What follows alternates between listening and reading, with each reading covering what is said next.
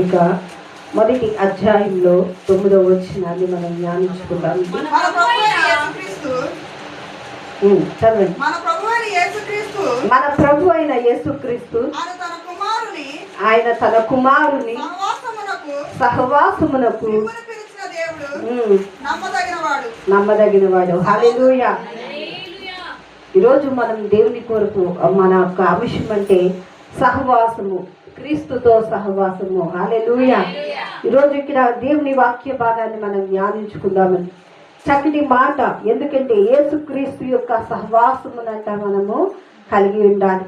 ఇక్కడ దేవుని వాక్యములో ఈరోజు నిజమే, ఈ లోకములో మనం చాలా మందితో సహవాసం అనేది చేస్తాం.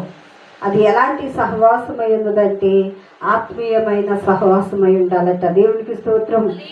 ఈరోజు నిజమే, చాలా లోకములు అనేక మంది వ్యసనాలకు లోపడి వారితో స్నేహము చేసి వారి సహవాసం ఎలాగుంటుందంటే అనేకుల్ని పాడు చేసేదే ఉంటుందట. దేవునికి స్తోత్రం. ఈరోజు మన సహవాసం ఎవరితో ఉండాలంటే ప్రభు అయిన యేసుక్రీస్తుతో ఉన్నట్ట. హల్లెలూయా. ఈరోజు మొట్టమొదటిగా ప్రభు అయిన యేసుక్రీస్తుతో నీ సహవాసం ఉండాలి.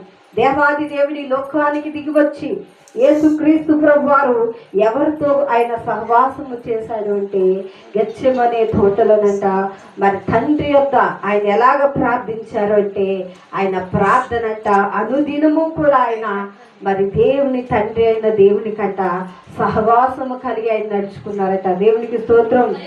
ఈ లోకంలో ఆయన ఉన్నప్పటికీ దేవుని రాజ్యాన్ని విడిచిపెట్టి ఈ భూలోకానికి దిగి వచ్చినప్పుడు కూడా ఎవరితో ఆయన సహవాసం కోరి ఉన్నారండి? తండ్రితో సహవాసం కలిగి ఉన్నారు. ప్రతిదీ కూడా ప్రభువా, ఇది నేను నీ చిత్తమా కాదా, ఇది నీ యొక్క చిత్తమా కాదా, ఇది ప్రతిదీ కూడా నట గ్రహించేదే ఉన్నదటండి. దేవునికి స్తోత్రం.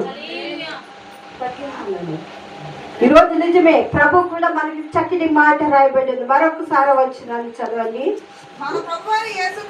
మన ప్రభు అయిన యేసుక్రీస్తు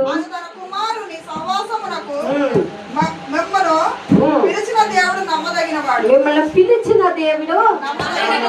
ఇప్పుడు ఈరోజు నిజమే, సహవాసముగా మన అందరూ కూడా ఏం చేస్తామండి? కూడుకున్నాం. ఈరోజు ఎందరో వారికున్న సమస్యలను బట్టి దేవుని సన్నిధికి వస్తున్నారు. కానీ ఈ రోజంట దేవుని సన్నిధికి వచ్చిన వారు ఏ మాత్రం కూడా వారు చెడిపోరటండి. హల్లెలూయా. ఈరోజు యేసుక్రీస్తు యొక్క సహవాసములో మనమందరూ ఆయన సంఘములో కట్టబడుతూ ఉన్నాం.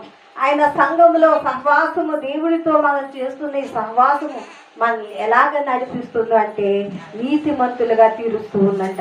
ఈరోజు నిజమే, మనుషులు